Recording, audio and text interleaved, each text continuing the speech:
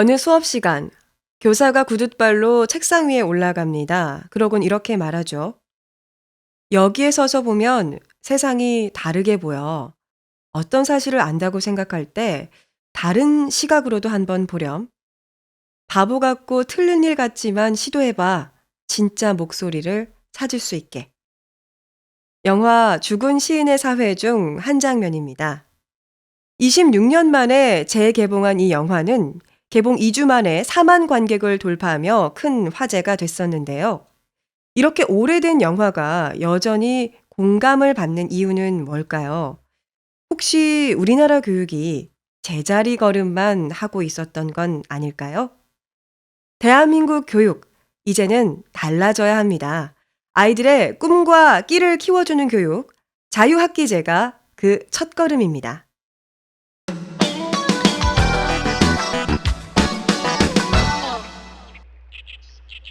횡성중학교 1학년 과학시간. 수업 좀 울린 지 오랜데 시장통이 따로 없습니다. 도무지 정숙과는 거리가 먼 아이들.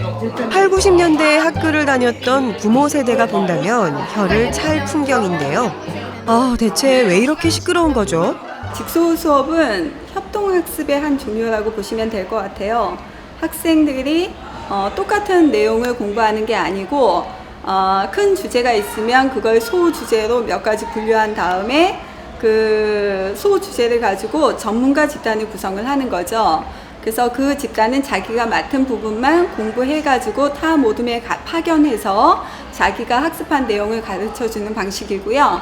서로 다른 지식을 전달하고 공유하는 협동 수업. 겉보기엔 산만해 보일지라도 수업 참여도는 상당히 높습니다. 분위기가 확 달라졌고요. 수업에 자는 애들도 엄청 일어나가지고 수업에 잘 참여하고 있어요. 거꾸로 수업을 하니까 애들도 더 많이 참여하고 저도 뭔가 애들이 가르쳐줘야 되니까 더 많이 공부하게 돼요. 3교시 기술과정 수업도 흥미롭습니다.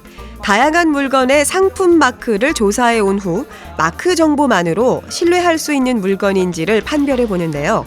똑똑하고 현명한 소비자를 만드는 실용적인 수업입니다.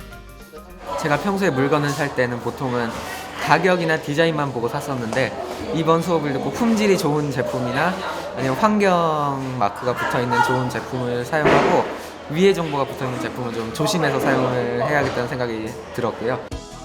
이처럼 최근 수업들은 학생에게 참여의 기회를 보장하고 책 속의 지식을 생활에서도 이용할 수 있도록 실용적인 형태로 바뀌고 있습니다.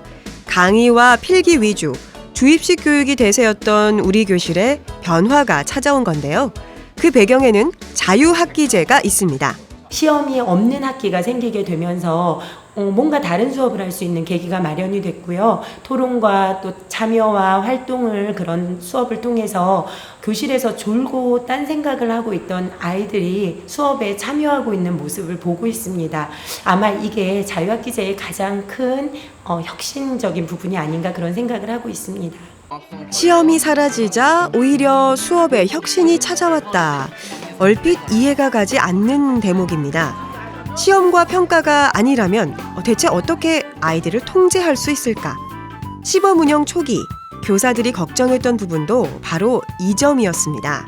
예전에는 얘들아 이거 시험에 나와 이러면 아이들이 쫙 집중을 해요. 그러면 선생님이 이제 판서를 하시고 설명을 하시고 이런 장면들이 되는데 자유학기제는 일단 아이들이 뭔가 하나로 모을 수 있는 그런 자체가 없다는 거죠.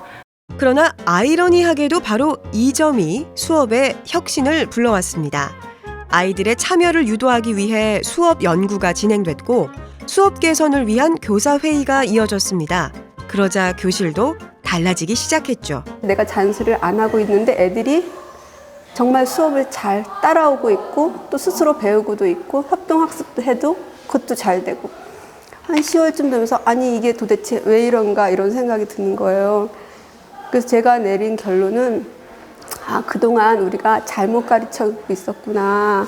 수업을 내가 잘못했구나. 근데 그 원인이 시험, 객관식 지필고사 때문에 그런 거였다라는 생각이 제가 이제 들게 되는 거죠. 누구도 경험해 본 적 없는 새로운 시스템. 이 때문에 시행착오도 적지 않았습니다. 하지만 함께 고민하면 문제는 해결되는 법이죠. 함께 성장이라는 연수 프로그램으로 교사들을 지원 사격했던 강원도교육청. 교사들의 자발적인 참여까지 더해지며 수업은 변화 발전할 수 있었습니다. 수업의 혁신은 주제 선택 활동으로 확장됩니다. 과목별, 교사별로 주제를 정해 새로운 방식으로 접근하는 또 다른 수업이 주제 선택 활동인데요. 놀라운 건 아이들이 교과 수업이라는 사실을 인지하지 못할 정도로 즐거워한다는 겁니다. 수학이나 과학에는 관심이 아예 없었어요. 근데 이 버디프레임이라는 것을 하면서 수학이랑 과학이 점차 가까워지는 것 같고 좀 더 재밌어지는 것 같아서 잘 신청했다는 생각이 듭니다. 과학 글쓰기반은 국어와 과학 두 과목이 융합된 활동입니다. 사회적으로 첨예하게 대립되는 과학적 주제를 놓고 글을 쓰는데요. 실험 대신 글쓰기를 융합시킨 이유는 뭘까요? 글쓰기를 할 때 논리성이 굉장히 중요한데 과학의 특성이 객관성과 종합성, 논리성이에요. 그렇기 때문에 글쓰기를 통해서 이러한 과학의 특성을 아이들이 이해하고 알아가는 데 도움이 되고자 과학 글쓰기를 하게 되었습니다.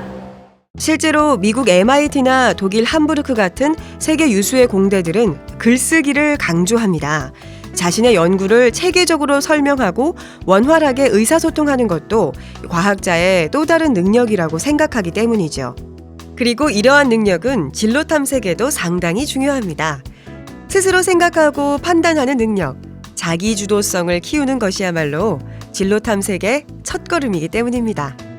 직업에 대한 이렇게 구체적인 정보 제공이 아니라 정말 가장 중요한 것은 내가 할 수 있는 일이 무엇이고 또 무슨 일을 하고 싶은가 스스로 생각하고 결정할 수 있는 아이들은 다른 사람이나 기준이나 평가에 의해서 쉽게 흔들리질 않거든요. 그리고 그런 아이들일수록 자신의 진로에 있어서도 자기 스스로 만족할 수 있는 결정을 할 거라고 생각합니다.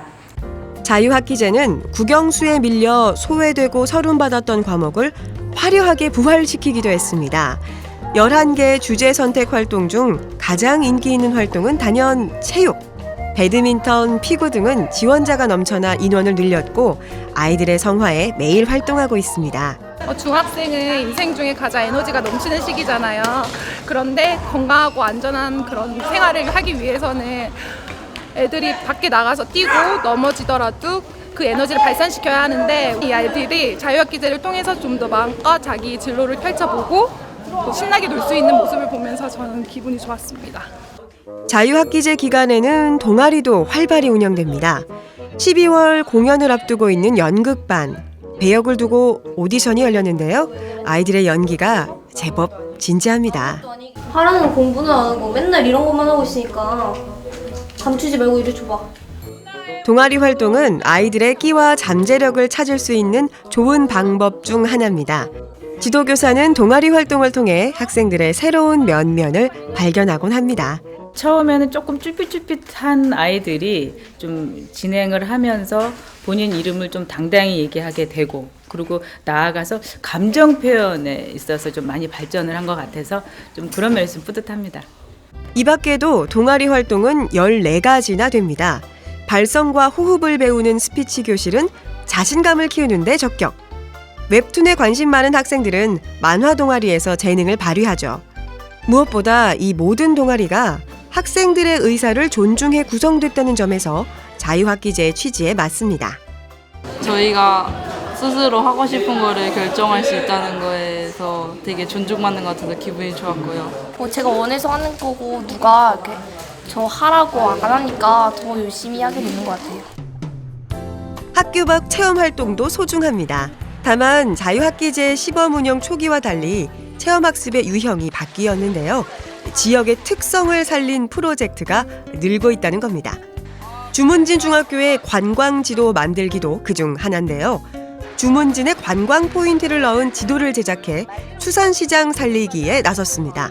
저희가 시장 쪽에서 예술작품 찾고 있는데 예술작품 있는 게 뭐뭐 있을까요? 이쪽으로 가면 뭐 2층짜리 뭐라 그랬지 박물관도 있고 여기 고래 동상도 있고 뭐 교실에 앉아서 공부하는 것보다는 나와가지고 여기저기 돌아다니면서 이 주문진이라는 지역을 알고 자기가 이런 지역에서 살고 있구나 그런 거 되게 좋은 것 같아요. 이번 체험은 미술 수업에서 시작됐습니다. 유명 관광지임에도 변변한 지도 한 장이 없었던 주문진 수산시장. 보기 쉬운 지도 제작으로 아이들의 미술적 감각도 키우고 지역 경제에 대한 관심도 높이자는 게 교사의 목표였습니다. 미술 교육 과정에서 가장 요구하는 것 중에 하나도 실제 지역 주민으로서 시민의 의식도 가지고 국민의 의식을 가지고 민주의식을 향상시키는 것이 큰 목적 중에 하나이기 때문에 지역민과 소통하면서 아이들이 지역 미술을 그대로 미술 수업에 가지고 올 수 있도록. 지난 여름 인제 원통중학교는 자유학기제 첫 시간으로 넷강마을을 찾았습니다. 넷강마을은 농어촌 체험휴양마을 중 한 곳인데요. 자유학기제를 계기로 학교와 손잡았습니다. 아이들에게 달라진 농촌의 모습을 알려주고 싶다는 게 이유였죠. 벼농사에 주력했던 농촌은 특용작물이나 화훼 같은 새로운 동력에 주목하고 있습니다. 인제 넷강마을도 들꽃 사업에 주력 중인데요.